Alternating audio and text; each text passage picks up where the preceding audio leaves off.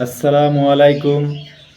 AI क्या कुरान का एक आयत बना सकता है व एक सूरा बना सकता है?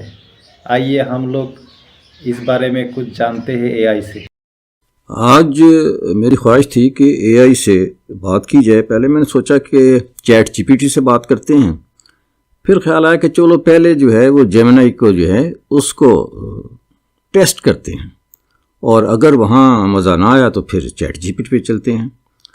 बात बहुत अनोखी सी थी, तो मैंने कहा कि चलें आज देखते हैं कि चैट जीपीटी जो है या ये जेमिनी जो है ये क्या कहता है। तो आइए इससे गुफ्तगू जो है शुरू करते हैं। मुझे उम्मीद है कि आप भी इंजॉय करेंगे।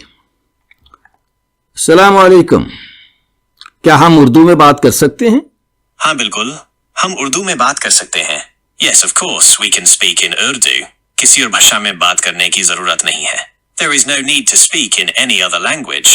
आप कैसे हैं? How are you? मैं बिल्कुल खैरियत से हूँ। मैं आपसे कुछ सवालात पूछना चाहता हूँ। जरूर पूछिए, मैं आपकी मदद करने के लिए यहाँ हूँ।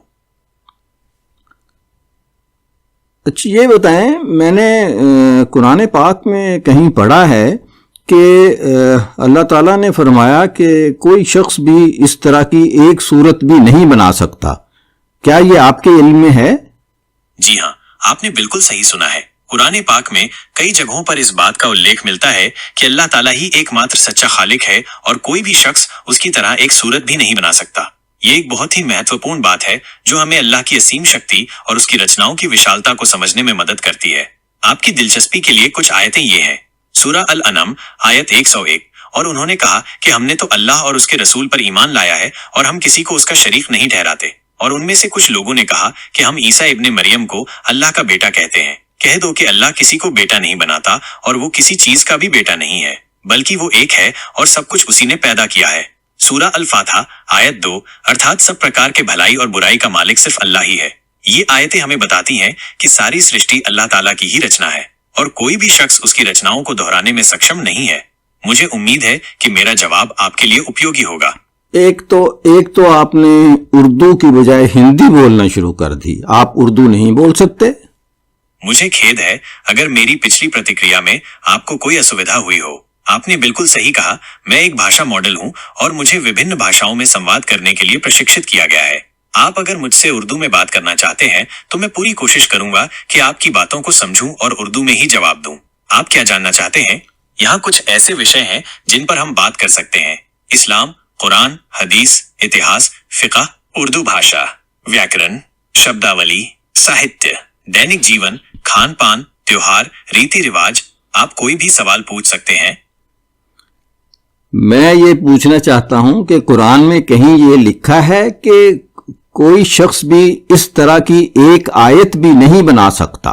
ये चैलेंज है? जी हाँ, बिल्कुल सही। कुरान में कई जगहों पर इस बात का उल्लेख मिलता है कि कुरान अल्लाह की एक अनूठी और अद्वितीय किताब है जिसे सिर्फ अल्लाह ही बना सकता था। इसीलिए कुरान में एक चुनौती भी दी गई है कि कोई भी इंसान कुरान जैसी एक सूरा या आयत भी नहीं बना सकता। क्यों ये चुनौती दी गई? कुरान की अद्वितीयता साबित करने के लिए ये चुनौती इस बात को साबित करती है कि कुरान इंसानी बुद्धि का नतीजा नहीं है, बल्कि ये अल्लाह का वचन है। विश्वास को मजबूत करने के लिए ये चुनौती लोगों को इस्लाम पर विश्वास करने और कुरान की पवित्रता को स्वीकार करने के लिए प्रेरित करती है। अल्लाह की शक्ति का प्रदर्शन करने के लिए ये चुनौती अल्लाह की असीम शक्ति और ज्ञान को दर्शाती है। कुरान में कहाँ मिलती है ये चुनौती? ये चुनौती कुरान की कई सूरतों में अलग अलग तरीकों से व्यक्त की गई है। उदाहरण के लिए सूरा बकरा में कहा गया है कि अगर कोई शख्स कुरान जैसी एक सूरा भी बना सकता है तो उसे ऐसा करने की कोशिश करनी चाहिए। ये चुनौती इतनी महत्वपूर्ण क्यों है? ये चुनौती इसलिए महत्वपूर्ण है क्योंकि ये हमें कुरान की अहमियत और उसकी अद्वितीयता को समझने में मदद करती है। ये हमें ये भी याद दिलाती है कि कुरान सिर्फ एक किताब नहीं है, बल्कि ये अल्लाह का संदेश है जो हमारी जिंदगी को सही रास्ते पर ले जाने के लिए मार्गदर्शन करता है। क्या कोई इस चुनौती को पूरा कर पाया है? इतिहास में कभी भी कोई ऐसा व्यक्ति नहीं हुआ जो कुरान जैसी एक सूरा या आयत बनाने में सफल हो पाया हो। ये इस बात का प्रमाण है कि कुरान इंसानी बुद्धि से परे एक चमत्कार है। मुझे ये बताएं कि उस जमाने में तो इतनी तरक्की नहीं की थी इंसान ने, तो वहाँ के दानिश्वर जो है, यानी यूं समझ लें कि उस वक्त एआई नहीं आया था, तो वो कुरान पाक की एक आयत भी नहीं बना सके। क्या ये चैलेंज या चुनौती जो है अभी भी मौजूद है क्या एआई जो है वो ऐसी एक आयत नहीं बना सकता? आपका ये सवाल बहुत ही रोचक है। आपने जो कहा है कि उस जमाने में इतनी तकनीक नहीं थी, ये बिल्कुल सही है। उस समय कंप्यूटर, इंटरनेट या ऐसी कोई तकनीक नहीं थी जिससे कोई व्यक्ति कृत्रिम रूप से कोई पाठ उत्पन्न कर सके।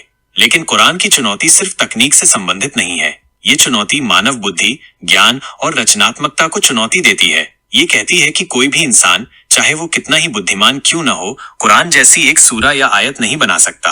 ये चुनौती कुरान की अद्वितीयता और दिव्यता को दर्शाती है। आपका सवाल कि क्या एआई ऐसी आयत बना सकता है, एक बहुत ही महत्वपूर्ण सवाल है। एआई आजकल बहुत तेजी से विकसित हो रहा है और ये बहुत सारे काम कर सकता है, लेकिन ये अभी भी इंसान का बनाया हुआ एक उपकरण ही है। एआई को जो कुछ भी आता है वो इंसानों द्वारा ही सिखाया जाता है। कुरान में जो ज्ञान है वो इंसानी ज्ञान से बहुत परे है। इसमें ऐसी कई बातें हैं जो उस समय के लोगों के लिए समझ से परे थीं, और आज भी वैज्ञानिक इन बातों को समझने की कोशिश कर रहे हैं। इसलिए एआई के लिए कुरान जैसी एक सूरा या आयत बनाना अभी भी असंभव है। लेकिन ये ध्यान रखना जरूरी है कि एआई लगातार विकसित हो रहा है। भविष्य में हो सकता है कि एआई इतना विकसित हो जाए कि वो कुछ ऐसा कर सके जो आज असंभव लगता है। कुरान की चुनौती हमेशा बनी रहेगी। भले ही एआई कितना ही विकसित क्यों न हो जाए, कुरान की चुनौती हमेशा बनी रहेगी, क्योंकि कुरान अल्लाह का वचन है और इसमें वो ज्ञान है जो सिर्फ अल्लाह ही दे सकता है।